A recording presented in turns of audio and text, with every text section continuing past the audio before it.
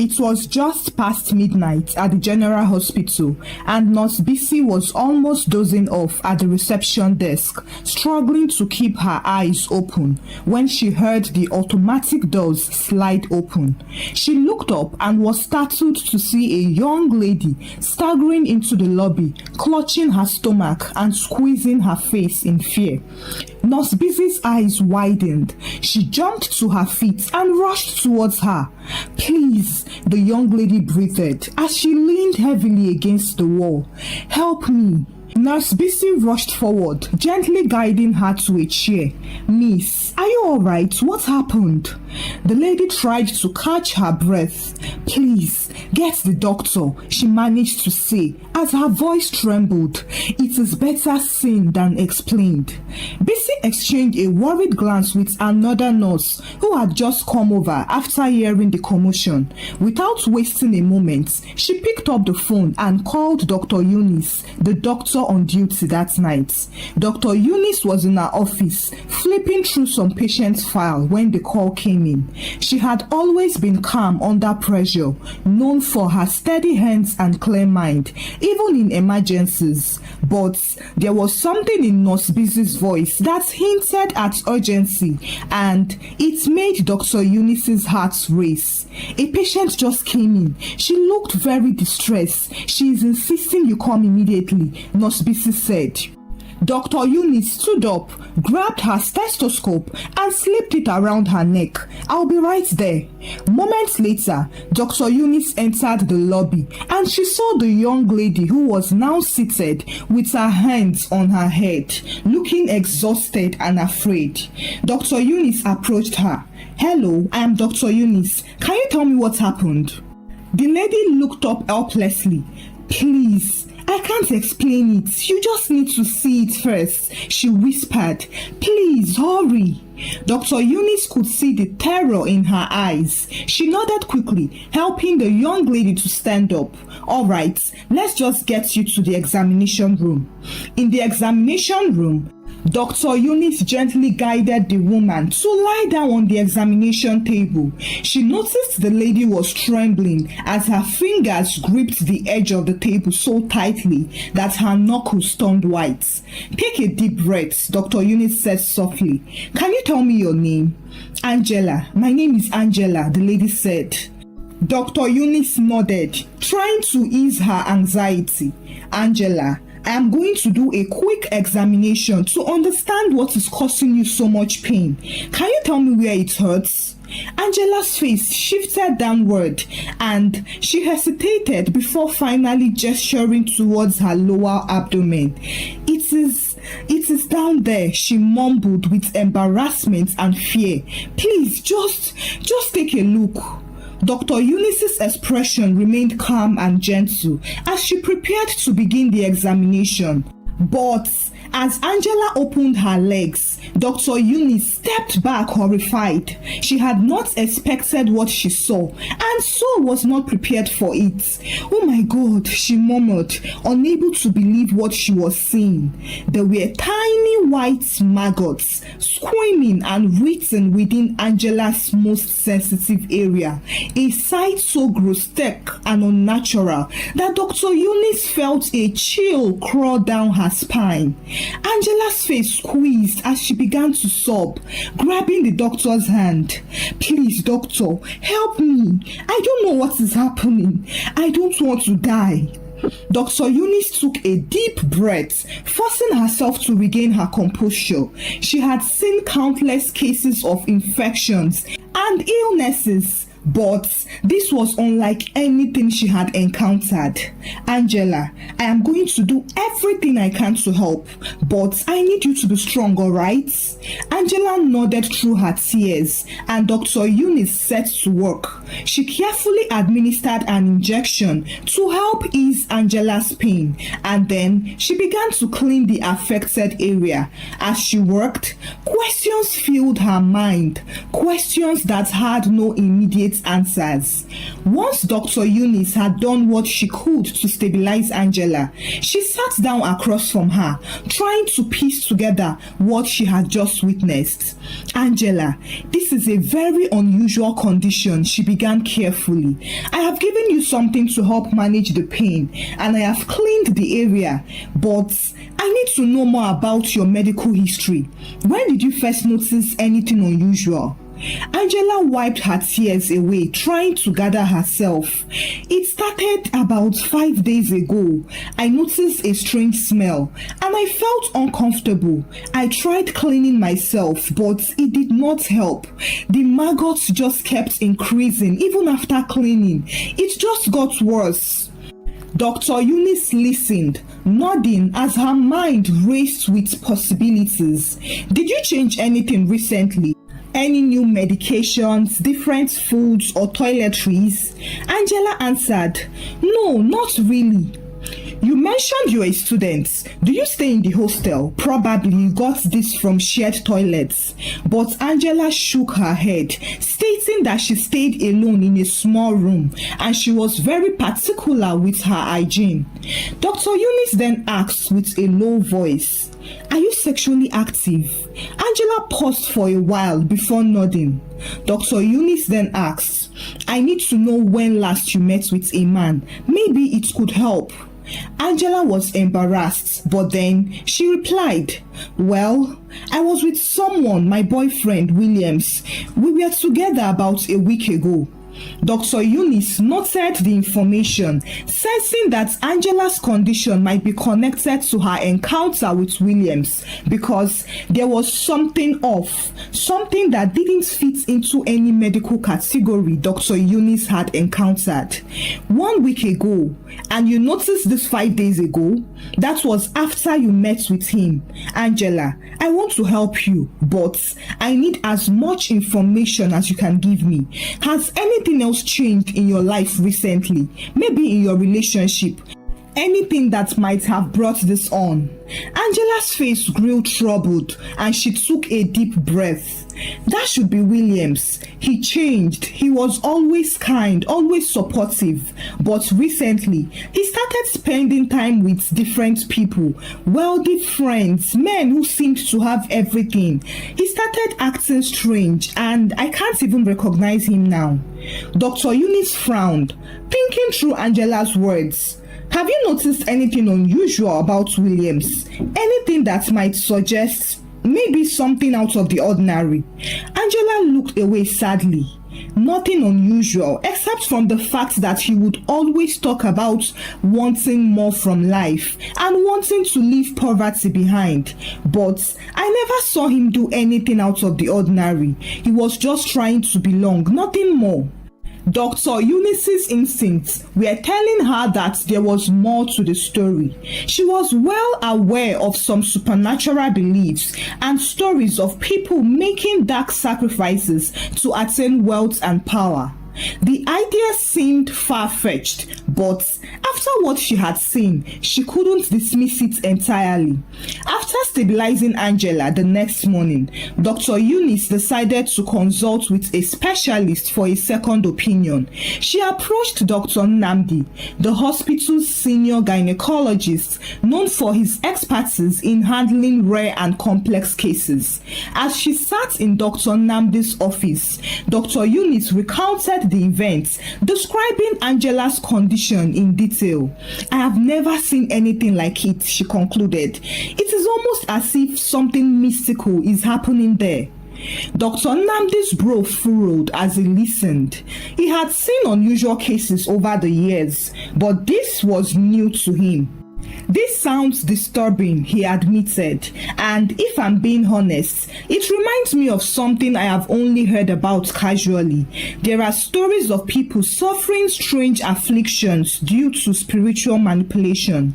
Dr. Eunice felt a shiver run down her spine.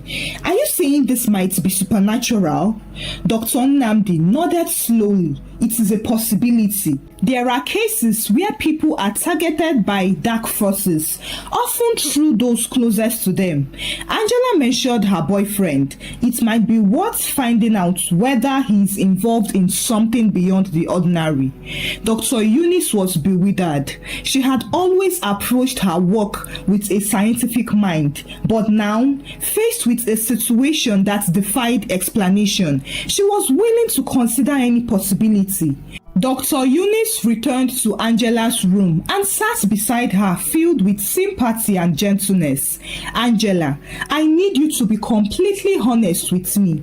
I am going to do everything in my power to help you, but I need to understand everything about your relationship with Williams. This is important. Angela looked down and a fresh teardrop slipped down her cheek as she prepared to share a part of her life she had never thought would be bared out. I met Williams last year. We were both struggling. He came from a background like mine, poor, but with dreams of something more. We had so much in common, and for a long time, I felt like he was the one person who truly understood what I was going through. Dr. Eunice nodded, encouraging her to continue. And things changed? Angela continued. Yes, about 3 months ago, William started spending time with some new friends. At first, I was happy for him. They were wealthy, successful, people with power, or at least that was how they appeared. But something about them did not feel right. What do you mean? Dr. Eunice asked as her curiosity piqued. Angela's voice grew softer. There was one night, I remember, he came back home late, acting strange.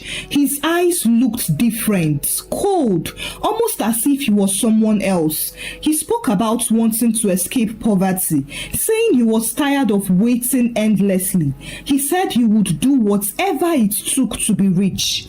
Did he tell you what that whatever it took might be? Dr. Eunice asked gently. Angela shook her head. No, he was vague, but I could see it in his eyes. He was serious. He wouldn't listen when I asked him to be careful and to remember that not everything that glitters is gold. Dr. Eunice nodded suspiciously. Angela, I know this might sound unusual, but I think it is possible that Williams may have become involved in something dangerous, something that has affected you as well. I want to help you find answers, and there is one way we might do that. Angela looked up curiously. What do you mean? Dr. Eunice took a deep breath. I think we should try to contact Williams. I want you to call him, and while we speak, I want you to pretend that everything is fine. Keep him calm, make him feel comfortable, and see if we can get him to reveal anything that might help us understand what is happening to you. Angela's face went pale. You want me to confront him? Not directly, Dr. Eunice clarified. Just talk to him casually. Tell him that you're not feeling well and see how he reacts. We'll be listening, and if he lets anything slip, it could be a vital clue. But if you notice that he is pretending, then try to provoke him. Push him to be angry and say things out of anger, whichever one works. Angela took a deep breath and then nodded. All right, I'll try. I'll do whatever it takes. Dr. Eunice gave her a small recorder, telling her to keep it close to her. They dialed William's number, and Angela held the phone to her ear, forcing herself to remain calm as the line rang. After several rings, Williams's voice came through the line, casual and unbothered. Angela, what's up? I didn't expect a call from you. Angela clenched her hand around the phone nervously. Hi, Williams. I have not been feeling well lately. I just wanted to check in with you. You are not feeling fine? He asked with a cool tone. What do you mean? Angela blinked, trying to keep her voice casual. It is hard to explain. I have been experiencing some strange things. I thought maybe you would know something about it. There was a pause on the other end, and Angela grew increasingly nervous before Williams laughed, a hollow sound. Angela, don't be ridiculous. If you're feeling sick, then you should just rest. But Angela pushed on, carefully maintaining her tone. But Williams, this thing started after we were together last week. I don't understand it, and I thought maybe you would know. Angela, he interrupted her sharply with a cold voice. You are asking too many questions. Angela felt her heart sink. She could hear the indifference in his voice, the lack of empathy for her suffering. It was obvious that something in him had changed. Williams, if there is anything you are not telling me, please, I need to know, she pleaded. Finally, he let out a frustrated sigh. Fine, you want the truth? I was tired of living like a nobody, Angela. I wanted more. I needed a way out, and you just happened to be in the right place at the right time. Angela's breath caught in her throat. Her worst fears have been confirmed. What did you do to me, Williams? A chuckle echoed through the phone, very cold and heartless. Nothing personal, Angela. Let's just say you were useful. Some of us want more from life, so you were my sacrifice. Angela's hands shook as she held the phone. She had thought she knew him. She had trusted him with her life, and now he had turned her into a pawn in his twisted game for wealth. Dr. Eunice, who had been listening to the conversation, gave Angela a reassuring nod, signaling that she had recorded everything. Angela finally ended the call, still in shock of the betrayal. Dr. Eunice was now convinced that Angela's affliction was beyond the realm of physical medicine. She then decided to take Angela to someone who could help her understand and hopefully reverse the dark forces that had entangled her. She took Angela to her church to meet her pastor, Pastor Elijah. As Angela recounted her ordeal, Pastor Elijah listened attentively, nodding as she spoke. Angela, you are the victim of a ritual. What you are experiencing is the result of a dark spiritual exchange, something Williams initiated without your knowledge. You have only 5 days to live because the sacrifice has been successful. But take heart, there is a way to break this. Angela's eyes filled with tears. Please, Pastor, I will do anything. I just want to be free of this curse. Pastor Elijah nodded. There is hope, Angela. God's power can overcome any darkness. I want you to begin by praying the Psalms from now on, especially at midnight, when the power of prayer is strongest. Start with Psalms 35, Psalms 91, and Psalms 109. They are prayers of protection and deliverance. He then prayed for her before they returned to the hospital. That night, Angela sat on the floor of her hospital room with a Bible on her lap. She opened Psalm 35 and started to pray with the words, "Contend, Lord, with those who contend with me. Fight against those who fight against me." The words echoed through the quiet room, filling the air with a strange, peaceful energy. She continued with Psalm 91, feeling a warmth envelop her as she spoke the words of protection and faith. As the clock struck midnight, she finished with Psalm 109. She prayed fervently as her soul reached out for deliverance. Miraculously, days later, Angela's condition began to improve. The maggots disappeared and the pain lessened. Dr. Eunice and Pastor Elijah were astonished by the change, knowing that something supernatural had taken place.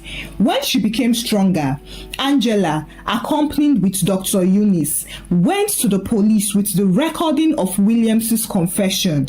They filed a report and the authorities immediately launched an investigation. When they arrived at Williams's apartment, they found an eerie scene. Williams had lost his mind. He was sitting outside, looking disoriented, with tattered clothes, blabbing incoherently.